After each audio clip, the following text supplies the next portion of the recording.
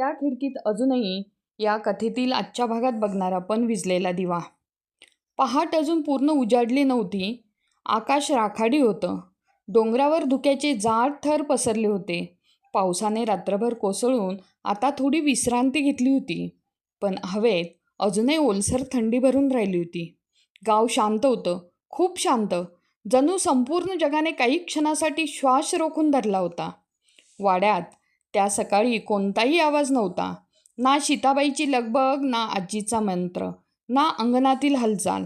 फक्त बंद दार आणि त्या शांततेत दडलेली एक असह्य वेदना. वरच्या खोलीत वैदेही खिडकीजवळ टेकून बसली होती. रात्रभर ती तिथेच होती. तिचे डोळे अर्धवट उघडे होते. चेहऱ्यावर विलक्षण शांतता होती. जणू ती अजूनही दूर डोंगराकडे पाहत होती. खिडकीबाहेर हलकं धुकं तरंगत होतं.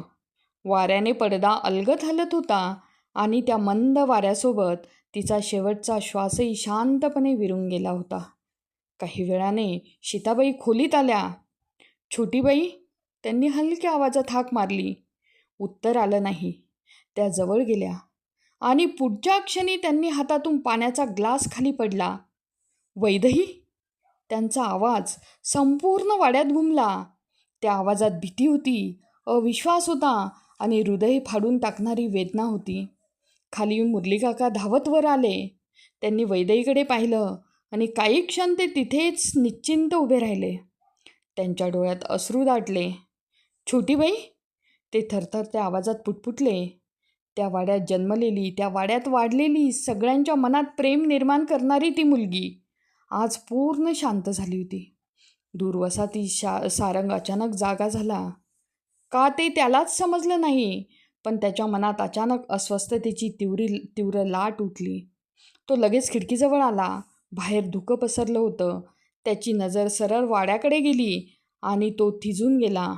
वरच्या खोलीतला तो पिवळा दिवा, जो अनेक रात्री जागा असायचा, तो आज बंद होता. संपूर्ण वाडा अंधारात बुडाला होता. सारंगच्या छातीत काहीतरी खोलवर तुटलं आणि तो काही क्षण तसाच उभा राहिला. नाही, त्याच्या ओठातून नकळत शब्द बाहेर पडले आणि तो पावसात घराबाहेर धावत सुटला. वाड्याजवळ पोहोचल्यावर त्याची पावलं मंदावली. मोठं दार अजून बंद होतं, पण आज त्या घरातून येणारी शांतता वेगळी होती. जड, अंतिम. मुरलीकाका दाराजवळ उभे होते. त्यांचे डोळे लाल झाले होते आणि सारंग त्यांच्याजवळ आला. त्यांच्या ओठांवर शब्द येत नव्हते आणि त्याने फक्त वर त्या बंद खिडकीकडे पाहिलं. मुरलीकाकांनी डोळे मिटले आणि हळू आवाजात म्हणाले, छोटीबाई गेल्या रे. त्या एका वाक्याने सारंगचं संपूर्ण जग रिकामं झालं.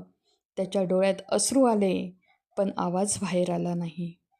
तो फक्त तसाच उभा राहिला, त्या बंद वाड्यासमोर, त्या बंद खिडकीकडे पाहत, जिथून एकेकाळी त्याच्यासाठी हसू उमटलं होतं.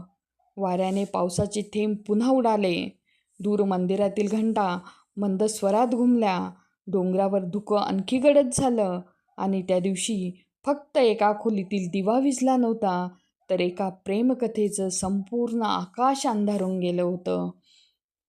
हा होता आपला आजचा भाग आणि पुढच्या भागात बघणार आपण उरलेल्या आठवणी. त्या ऐकण्यासाठी आपल्या चॅनलला लाईक आणि सबस्क्राईब करा.